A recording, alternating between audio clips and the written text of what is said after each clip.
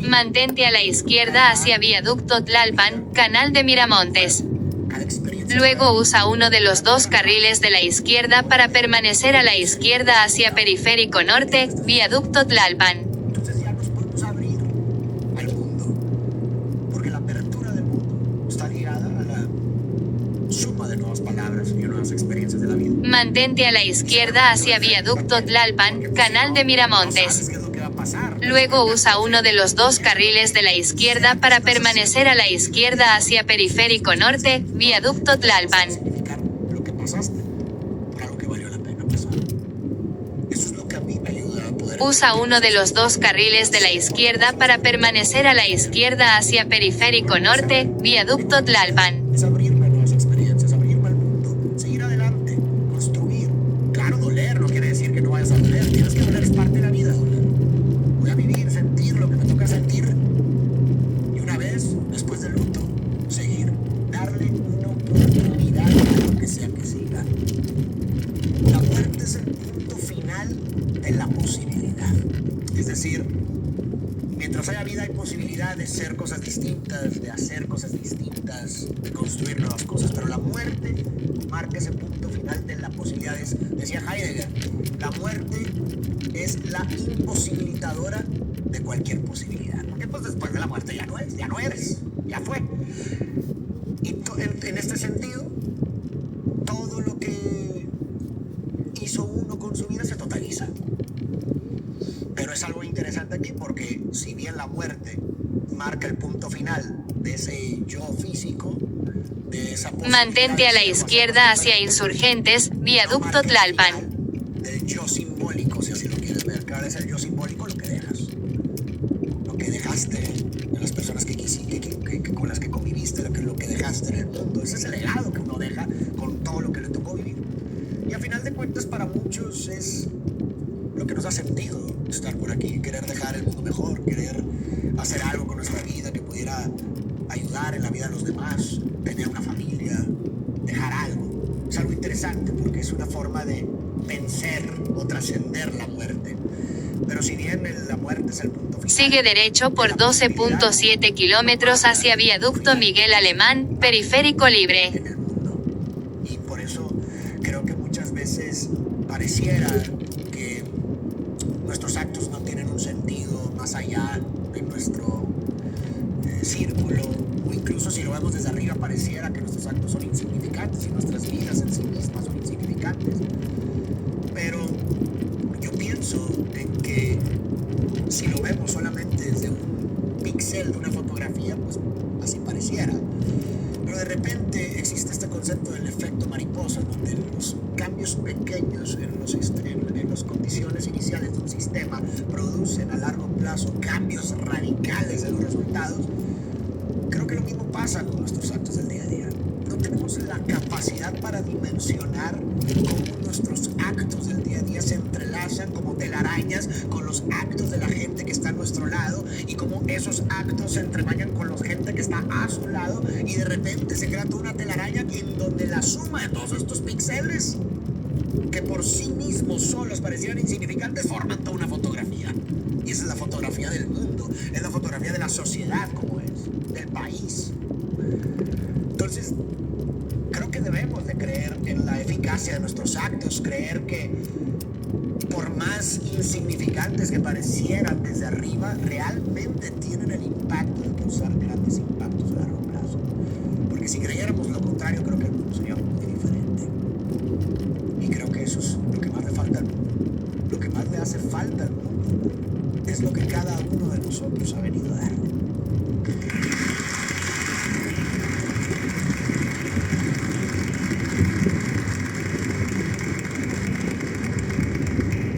Hola Farid, soy Gaby Ornelas y me gustan mucho los diferentes puntos de vista que nos dejas en todos tus videos y mensajes.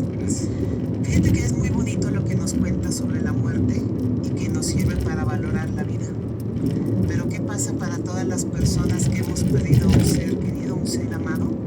Y que la verdad nos cuesta mucho trabajo levantar la cabeza y andar felizmente como si nada hubiera pasado. Es más, no sabemos ni por qué ni para qué vivir si pierde sentido la vida. ¿Tú qué nos recomiendas para superar esto. Justo, esos son los encuentros con el absurdo. Precisamente uno va construyendo sus expectativas del mundo, de la vida, y cuando justamente la vida te entrega todo lo contrario es cuando te enfrentas al absurdo.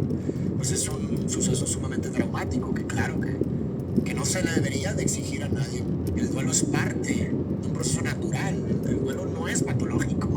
O sea, a veces creo que se promueve mucho la mecanización y la instrumentalización de la felicidad de los individuos. Pareciera que no podemos permitirnos experiencias displacenteras, pero la realidad de las cosas es que en este caso, por ejemplo, en la muerte de los seres queridos, es que el amor y el duelo vienen en par. No puedes tener uno sin el otro. El duelo es una respuesta natural a la pérdida de un ser amado, y uno tiene que pasar por ese proceso para poder entonces salir renovado, diferente, con un nuevo sentido. O no, hay gente que desafortunadamente nunca logra salir de algo tan poderoso y difícil como algo así. Pero se me viene a la mente algo bien interesante, aunado a lo que hemos dicho sobre esta construcción de sentido, que es que justamente creo que el absurdo, nuestras experiencias o encuentros con el absurdo nos demandan la aceptación de lo inaceptable. O sea, todo proceso de reconstrucción de sentido inicia con la aceptación de lo inaceptable. ¿A qué me refiero con esto? Si estamos diciendo que los absurdos y estos encuentros en donde la vida parece no tener sentido aparecen cuando nosotros tenemos un espectro. Vehículo en la orilla más adelante. Quiere decir que lo único que merece aceptación es lo inaceptable. Porque si solamente estuviera dispuesto a aceptar aquello que considero dentro de los confines de lo que espero de la vida, entonces no hay nada que aceptar. Ya lo aceptaste. Eso no te carcome por dentro, pues ya lo esperabas. Ya lo veías venir. Era parte de lo que creías que podías vivir. Entonces, pues no hay nada que aceptar. Pero en cambio, aquello que sale de ese marco aceptable, tu muerte, amigo. Eso es lo que requiere aceptación. Porque eso es lo que te carcome por dentro, eso es lo que no te deja avanzar. Eso es lo que hace que pienses o que creas o que sientas que la vida no tiene sentido. Y entonces la aceptación se vuelve un acto radical. Es un acto radical porque requiere de la aceptación de lo insoportablemente doloroso. Aquello que nunca pensaste o imaginaste que podías vivir. Eso es lo que requiere aceptación. Pues claro, si yo solamente estuviera dispuesto a perdonar lo que considero dentro de lo esperable que alguien me puede hacer, no hay nada que perdonar, ya lo habías perdonado. Ya esperaba que me hicieras eso. Eso pues, que pues, está dentro de mis expectativas. No, lo único que merece perdón es lo imperdonable. Aquello que nunca pensaste que podía suceder. O incluso contigo mismo, aquello que tú nunca pensaste que podías hacer. Eso es lo que requiere perdón. Y cuando hablamos de aceptación, no hablamos de una aceptación pasiva, no de como aceptar la realidad y resignarse, listo, sino al contrario, reconozco la realidad como es, acepto como es la realidad, porque entonces puedo hacer algo al respecto, puedo construir sobre eso. Porque si yo no reconozco la realidad como es, a ver, de entrada, a la realidad no le importa, no reconozco, la realidad es. De hecho, siempre digo, y me encanta lo hablo en mi libro, esta como dualidad de significado en la palabra duelo. O sea, porque el duelo significa tanto duelo, un combate, como duelo de un proceso psicológico y emocional que pasas a raíz de la pérdida de un ser querido. Pero es bien interesante cuando las tratamos de entrelazar, porque justo, o sea, creo que el inicio, ¿verdad?, de esta construcción y reconstrucción de sentido ante este tipo de sucesos como la pérdida de los seres amados se inicia mediante un duelo con la realidad, en donde paradójicamente este duelo se gana rindiéndote. Es el único duelo que se gana rindiéndote, porque la realidad es, por más que luches contra la realidad por querer cambiar lo que ya es, lo que es un hecho, no pasa nada. Quitamos energía que luchar contra lo que no puedes cambiar. Entonces en este duelo se gana rindiéndote, y esa es la aceptación de lo inaceptable. Pero es una aceptación activa en donde... Cámara de velocidad más estoy adelante. dispuesto a dar una oportunidad a lo que sea que siga. Lo que sucede en el duelo justamente también es como uno se cierra al mundo externo, ¿no? Porque pues estás experimentando todas estas cosas y hay un proceso interesante en el que cuando el ser querido que muere ya no está en el mundo, hay un proceso interesante de introyección. Estamos introyectando al ser querido dentro de nosotros. Y mientras tanto, mientras pasamos por este duelo, uno se cierra. Vehículo en la orilla más adelante. Cuando quieres experimentar el mundo, eso es como una melancolía. Y justamente por eso hablo de la aceptación como necesaria para la reconstrucción de sentido, porque cuando uno se da cuenta, uno de los síntomas o señales de que se da cuenta de que uno ha logrado integrar la pérdida en sus vidas, viene cuando uno se rehabilita al mundo, uno se abre al mundo de nuevo, a nuevas experiencias, a nuevas relaciones. Y esa es una de las señales que existen o que podemos notar cuando uno ha integrado exitosamente la muerte. Y creo, volviendo a lo que estábamos diciendo, que una de las maneras de llegar, o por lo menos encaminarnos a esa reapertura del mundo, es mediante la aceptación de lo inaceptable. Porque cuando uno acepta lo inaceptable, se vuelve a abrir al mundo. Entonces, en esa apertura podemos experimentar nuevas experiencias que se convierten en nuevas palabras, que se agregan a nuestra oración de palabras que resignifican lo que hemos vivido. Y creo que, bueno, a mí en lo personal, hablando de mi situación en particular con la pérdida de mi hermano, me gusta mucho la poesía, y hay un poema que me fascina de Celan que dice: el mundo partido yo debo cargarte. Y esto, interpretándolo en el duelo y la experiencia de la pérdida de un ser querido, diría algo como: el mundo ha partido, es decir, el mundo que te sostenía, el mundo en donde tú podías ser, ha partido, porque tú ya no puedes ser en el mundo, ya no estás aquí, ya no hay un mundo que te sostenga, ya no hay mundo para ti. Y cuando no hay mundo que te sostenga, yo tengo la responsabilidad de cargarte, yo te cargo. Entonces pasas de ser un ser en el mundo, así atado con ligazones, con guiones, porque ser en el mundo, o sea, el ser está atado al mundo. Pasas de ser un ser en el mundo a ser un ser atado a mí. Ser en el mundo a un ser en mí. Y yo me vuelvo tu mundo, vives dentro de mí, con cada enseñanza que replico, con cada recuerdo que pienso, vives a través de mí. Y creo que es una linda forma de ver la muerte también de un ser querido. Nosotros nos volvemos los responsables de cargarlos. Y de esa forma, conforme nuestra vida podamos construirle un sentido, pues la vida de nuestro ser querido que nos ha marcado, porque uno nomás llora a aquellos por los quienes son, ¿no? O sea, uno llora a aquellos gracias a quienes es, ¿verdad? A medida en la que nosotros vivamos, ellos viven.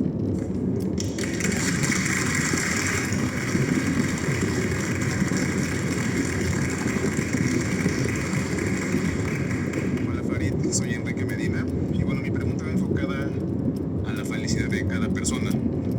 Pienso que la mayoría de las personas buscamos una felicidad, pero ¿cuál crees que sea la relación entre la vida cotidiana y sus adversidades y la felicidad?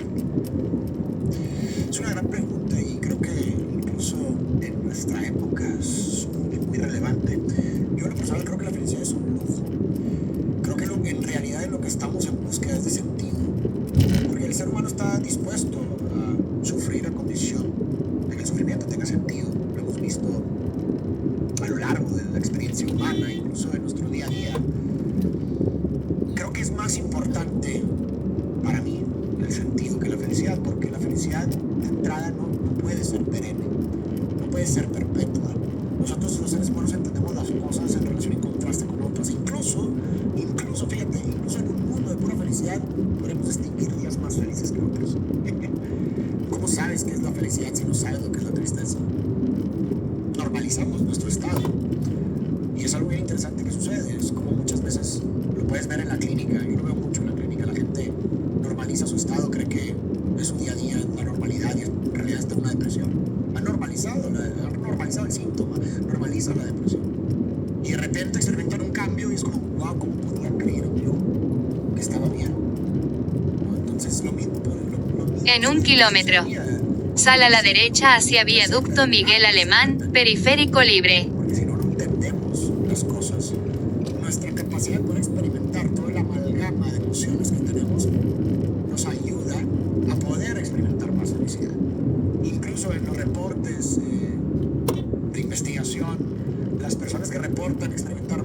felicidad son personas que reportan experimentar también todo el espectro de emociones, a diferencia de las personas que dicen que nada más experimentan una sola emoción. ¿Por qué? Porque pues, si una persona te dice que es feliz todo el tiempo, realmente pudiera sugerir que está reprimiendo muchas de las demás emociones. Entonces podemos llegar a la formulación de la siguiente frase que me gusta mucho, que diría algo como: no necesitas ser feliz. Sal a la derecha hacia Viaducto Miguel Alemán, periférico libre. Para ser feliz. ¿Por qué? Porque si no tiene sentido, imposible experimentar felicidad. Al contrario, la vida solamente se vuelve insoportable cuando carece de sentido. Pero en cambio sí puedes tener sentido, soportar las vicisitudes de la vida, soportar las adversidades de la vida. Varios carriles se unen más adelante. Un padre de familia, una madre de familia que son padres o madres solteros y tienen que sacar adelante a sus hijos y tienen 4 trabajos para poder hacerlo, pues yo no creo que necesariamente la pase tan bien necesariamente en su día a día, pero tiene sentido. En 6.3 kilómetros. Sal a la derecha hacia Eje 6 Sur, Viaducto, Aeropuerto. Poder enfrentar las vicisitudes de la vida. Ese es el gran reto, a mi parecer. Pues creo que Cámara de velocidad más adelante. se instrumentalizan cosas para poder fomentar el consumo. Y me parece que desafortunadamente la felicidad es una de esas cosas que se instrumentaliza. Porque vivimos en esta época en la que la felicidad se individualiza. Es decir, tú eres el único responsable de tu felicidad. Y tú puedes decidir cuándo eres feliz y cuándo no. Es una decisión. Y eso es un poco problemático porque uno quita por completo la responsabilidad de la estructura social en la felicidad de las personas como individuos. Y entonces, ante la incapacidad de nuestro sistema tal vez de poder otorgar oportunidades de trabajo, de poder satisfacer estas necesidades de las personas, pues las personas tienen mayor dificultad en experimentar felicidad. Pero si individualizamos la felicidad, entonces dejamos de ver todo esto que influye y decimos: no es tu culpa. Tú eres el único responsable, es tu culpa. Y entonces, en un mundo en donde si tú eres responsable de todo, entonces no nada más eres responsable de ser feliz o no, también eres responsable de estar triste. Y entonces se produce un doble efecto en donde estoy triste por estar triste. Porque no, Cámara de velocidad más adelante. sentirme triste porque yo tengo el poder de dejarme de sentir triste. Entonces estás luchando contra la emoción y de repente se produce un doble efecto. Porque la emoción tiene un mensaje detrás. El dolor tiene un mensaje detrás. Si lo reprimimos, pues no se desahoga, no se integra, sino se acumula, hasta que te carcome por dentro. Por supuesto que sí hay un componente importante de responsabilidad personal dentro de la universidad, por supuesto, pero no lo es todo. No eres 100% responsable de tus posibilidades de ser feliz, por supuesto que no. Hay una configuración de posibles en las que el mundo, el exterior, el mundo material, la sociedad, la organización, el Estado te otorga. Tu realidad, donde naciste, tu familia, te otorga. Ya tú eliges dentro de esas posibles opciones, pero ¿quién puso las opciones? Entonces, creo que el poder estar conscientes de eso, irónicamente, para muchos discursos, te empodera para tu felicidad. Porque entonces ya sabes qué es lo que te hace, qué es lo que repercute. Cámara de velocidad Pues sí, más adelante. dicho todo esto, creo que la felicidad es un subproducto. Es una consecuencia de actividades que experimentamos en nuestro día a día que nos llenan de sentido. La felicidad es eso que surge de una conversación con una persona que quieres, que no sabías que iba a surgir, pero de repente en lo espontáneo de la actividad encontraste cierto sentido y de repente surgió un momento donde te sentiste feliz. En el encuentro y el abrazo del ser querido, ahí de repente surge una felicidad. Pero son estos pequeños subproductos que surgen en nuestra cotidianidad y que también es bonito que no sean comunes. ¿Por qué? Porque cuando surgen, entonces nos aferramos a ellos, les damos más valor. Y creo que eso también es algo lindo de la vida.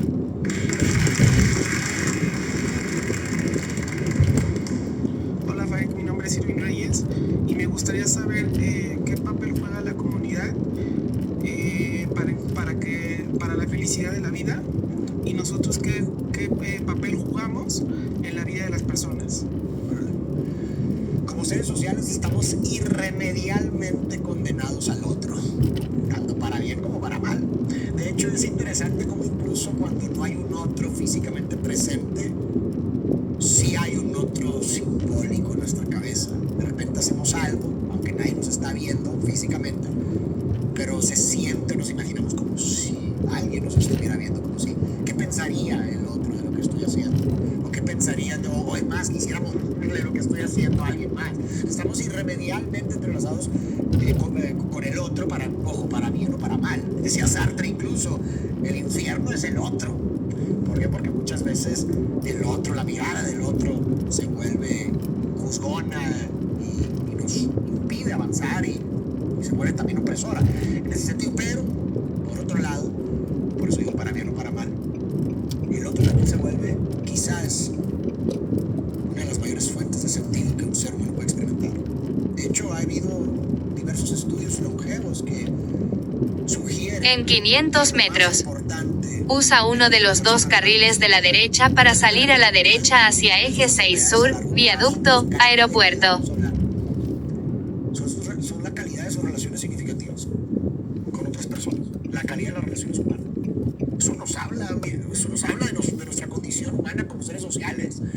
Y luego si nos ponemos a desmarañar o a desmenuzar un poco lo que le da sentido a la vida de cada persona, vemos que normalmente aquellas cosas que llenan más de sentido a la gente siempre tiene que ver un otro. Por ejemplo, los cuidados dotan de sentido a sus cuidadores. Es impresionante eso. Tanto a los padres y madres de familia, para la mayoría, los hijos, aquellos que cuidan, los dotan de sentido porque los dotan de responsabilidad. Y el sentido está directamente ligado a la responsabilidad de uno. Pero también una relación de pareja. Uno se hace responsable del otro, las necesidades del otro, se entrega al otro. Y en ese entrelazamiento, Sal a la derecha hacia eje 6 sur, viaducto, aeropuerto. y son las fuentes más importantes de sentido, más que cualquier cuestión material.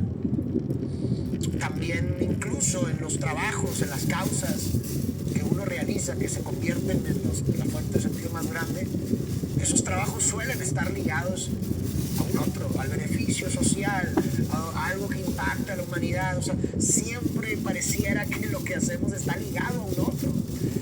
Y eso es, de cierta forma, algo bonito de la condición humana. Que estamos irremediablemente, insisto, conectados a los demás. Y que a lo mejor también hay un mensaje ahí que pudiera ser necesario recordarlo. Y más ahora en que a veces pareciera que nos estamos yendo por el camino de su individualismo. Hay una correlación con En 500 metros. la enfermedad mental. Usa el carril derecho para salir a la derecha. No me parece coincidencia. O sea, creo que a lo mejor ahí hay algo que debemos de recordar sobre nuestra condición y empezar a volver a los lazos comunitarios, a volver a entrelazarnos, a recordar cómo el darnos a los demás pues nos produce sentido. Entonces, pues Sal a la derecha hacia avenida Insurgentes, Holbein. ¿Cómo podemos con lo que hacemos aportar algo más grande que nosotros mismos? Aportar en la vida de los demás positivamente y crear como esta cadena, ¿no? Donde imaginamos un mundo Velocidad reducida más adelante. cada uno vea por el otro. Yo creo que el mundo sería muy diferente, las sociedades serían muy diferentes. Serían pues, más unidas, menos divididas, en búsqueda de un bien común. Que creo que al final de cuentas en el fondo todos En 500 metros. ¿de acuerdo? Sal a la derecha. Pienso que la empatía también juega un rol importante en la destrucción de estas barreras que nos hemos impuesto con los demás. Pues la empatía, para mucha gente, podemos verla como un espectro, ¿no? Es como la capacidad de cada persona de poder entender lo que está detrás de lo que las personas dicen, de entender las condiciones o la historia de la persona que está del otro lado. A veces es muy complicado porque requiere de esfuerzo, requiere de salir de ti, requiere de ver más allá de tus concepciones del mundo. A veces somos muy cuadrados en nuestra forma de ver el mundo y cualquier cosa que pudiera atentar con esa visión que nos da seguridad para poder navegar con este mundo que a veces parece parece caótico, pues requiere de un esfuerzo grande. Y por ello a veces la empatía suele ser muy difícil. Pero creo que si logramos sobrepasar ese obstáculo, podemos encontrar que muchas veces en el fondo, insisto, lo que queremos es lo mismo. Sal a la derecha hacia Puente La Morena, World Trade Center. No es algo que se construyó en donde un día alguien se puso de acuerdo y puso todas las palabras habidas y por haber en un diccionario con sus significados fijos y listo, ya está, con esto nos comunicamos, ¿no? Creo que el lenguaje es demasiado impreciso, sumamente impreciso. Sirve mucho como herramienta para poder comunicar cosas simples, como por ejemplo, no sé, ¿quieres ser mi novio? No. Ok, entiendo, tengo hambre. Ah, ok, tráeme comida, listo, vamos a cocinar. Para cosas muy sencillas es muy útil el lenguaje, pero el lenguaje se empieza a complicar cuando tratamos de explicar cosas más abstractas y complejas. Por ejemplo, ¿cuál es el sentido de la vida? Es que, o ¿qué es la belleza? O ¿por qué me amas? O ¿por qué te sientes triste? Gira a la derecha en Rochester. Vamos a utilizar el lenguaje para hablar de estas cuestiones más complejas y abstractas, se vuelve menos. Encontramos con la realidad de que el lenguaje realmente es impreciso, es imperfecto. ¿Y por qué estoy hablando de esto y cómo lo ligo con la empatía? Que en 100 metros, gira a la derecha en Pensilvania. Eso es lo que Wittgenstein llamaría también los juegos de lenguaje. O sea, no hay un significado fijo, un sentido fijo en las palabras, sino que hay juegos de lenguaje en donde los contextos y el uso de las palabras determina su significado, no la definición que está en el diccionario. Y eso produce muchísimos malentendidos, muchísimos. Seguramente los han experimentado. Es que te pasa algo, ¿no? Pues no significa no. Pero no, ese no significa no. En ese juego de lenguaje, ese no significa preguntar otra vez. Y entonces uno se lo toma literal y es como que... Gira a la derecha en Pensilvania. Y luego la otra persona es como, pues claramente me pasa algo, ¿por qué no dejas de preguntar? No, etcétera, ¿no? Entonces, no estoy diciendo que para esto deberíamos justificar el no ser claros en el lenguaje, para nada. Para esto justamente estoy tratando de justificar el por qué debemos de ser muy claros con lo que decimos. Y también, por otro lado, entender que lo que se dice no siempre es lo que se dice. Porque también nos tomamos muy literal las cosas y a veces es, no, tal vez yo lo estoy malinterpretando. Entonces, esto es muy importante a la hora de hablar de la empatía. ¿Por qué? Porque muchas veces nos creamos nuestras imágenes del otro con base en lo que nosotros interpretamos de lo que el otro dice o cree. Esto es muy particular. En 100 metros, gira a la izquierda. Luego gira a la izquierda en Pensilvania. Tiene una postura sobre algo. Entonces nosotros agarramos eso y listo, creamos como una imagen del otro cuando realmente ni siquiera, a ver, en 240 caracteres, es que tanto conoces del otro, de sus ideas, incluso de a lo que se refiere con lo que está diciendo. Prácticamente nada. Pero nosotros nos creamos como todas estas concepciones del otro, los enjuiciamos, nos sentimos divididos, nosotros contra ellos, y se bloquea la empatía. Pero creo que entender esta imprecisión del lenguaje nos abre la puerta para poder intentar entender más que el otro. Entender que el lenguaje es impreciso, que a veces lo que yo interpreto... Gira a la izquierda. No es lo que Luego gira a la izquierda en Pensilvania. Y entonces cuando entendemos eso y nos abrimos a la conversación, intentamos ser claros con lo que uno dice y el otro también entendiendo que a lo mejor no es necesariamente aquello que dice y entonces hace más preguntas. Gira a la izquierda en Pensilvania. Yo interpreto esto, ¿estoy en lo correcto o no es eso lo que estás tratando de decir? En 300 metros, gira a la izquierda en Oklahoma. Bueno. Entonces, entendiendo esa imprecisión del lenguaje, podemos abrir las puertas para comprendernos más a nosotros y a los demás.